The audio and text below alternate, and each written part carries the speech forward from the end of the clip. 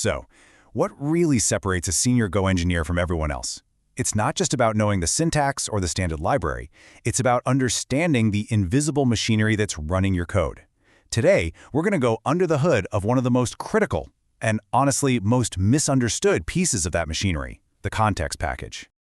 Okay, picture this. You're on call, and this trace pops up from a real production emergency. The client gives every request a hard 5-second timeout. Now, look at this timeline. Service A is being super slow, just lumbering along, chewing up a whopping 4.8 seconds of that budget. By the time it finally finishes, Service B has basically no time left, and it fails instantly with a deadline-exceeded error. So, the pager goes off, the on-call engineer pulls up the trace, and what do they see? It clearly says Service B is the one that failed, so that's where they start digging. But here's the twist. Service B is completely innocent. It was ready to go, but Service A had already spent the entire time budget.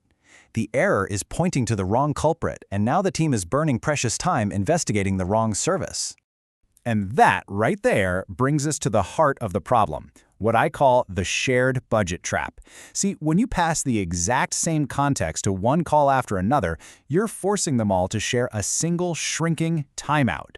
It's like a race against a clock that only the first service gets to control. You know, what's so dangerous about this, it's how completely normal this code looks. This is the anti-pattern. We're just passing the same CTX variable down the chain. But what we're actually doing is creating an invisible priority system we never intended. Service A gets first dibs on the time, Service B gets whatever's left over, and Service C, well, it gets the crumbs, if it's lucky. This analogy just hits the nail on the head. A shared timeout budget is exactly like a family sharing one alarm clock. If one person just keeps hitting the snooze button, everyone else in the house is being set up to fail. The kids might be the ones who show up late for school, but you can't blame them, right? The problem started way earlier. So how do we fix this? It's actually pretty simple. We give everyone their own alarm clock. The solution is to create a specific, dedicated timeout budget for each and every single downstream call. This not only makes our system more resilient, but, just as importantly, it makes sure that when something does fail, the error points to the real culprit. So, let's just put these two strategies side by side. On the left, you've got the shared budget. That's the trap. One slow service starves all the others, and your error messages send you on a wild goose chase. But on the right, you have the per-call budget. This is the fix. Each service gets its own independent budget. Errors are attributed correctly, which makes debugging way faster and, frankly, less painful. And here is what that fix looks like in actual code. See, in the good pattern, right before we call each service, we create a brand new context with its own dedicated timeout using context.WithTimeout.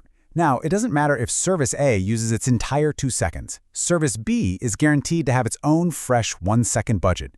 Each service gets its own alarm clock. All right, so here's the key takeaway. This is crucial. Every single outgoing call, I don't care if it's HTTP, gRPC, or a database query, it must have its own explicit timeout that you create with context.WithTimeout. Just passing down the parent context is a latent bug. It's just sitting there, waiting to blow up your system during peak traffic. Okay, so we've totally nailed how to handle deadlines and timeouts. That's control flow. But the context package can do more than that, right? It can also carry data. And this brings us to our second big trap. And here it is, the context.Value trap. Look, it's incredibly convenient to just stuff values into the context and have them magically appear wherever you need them. But that convenience comes at a really high price. It can hide what your function actually needs to work, and it can make your code an absolute nightmare to test and understand later on.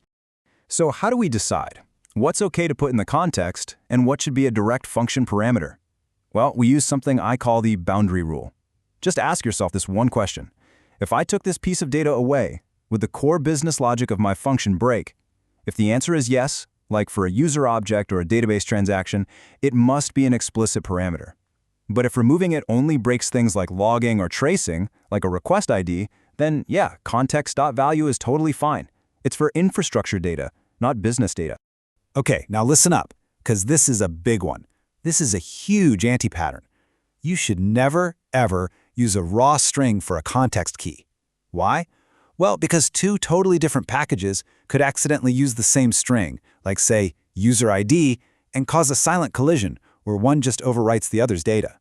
Trust me, that is an incredibly painful bug to track down. Thankfully, the fix is both simple and really elegant. You just define an unexported custom type for your key, in this case, type context key string. Because that type isn't exported, other packages can't accidentally create a key that collides with it. Then, you provide exported accessor functions, like with request ID and request ID from, to safely read and write the value. This simple pattern gives you compile time safety and just completely prevents those nasty collisions. And that all brings us to our final key takeaway for this whole explainer. Context.Value is for your infrastructure data, things like trace IDs and tenant IDs. Explicit parameters are for your business data. The rule is dead simple. If the function needs it to do its job, it belongs in the function's signature, not hidden away in the context. So you've now seen how to master two of the most dangerous parts of the context package. But, context is just one piece of Go's invisible machinery. What other parts of the runtime are silently deciding your service's performance and stability right now? It's something to think about.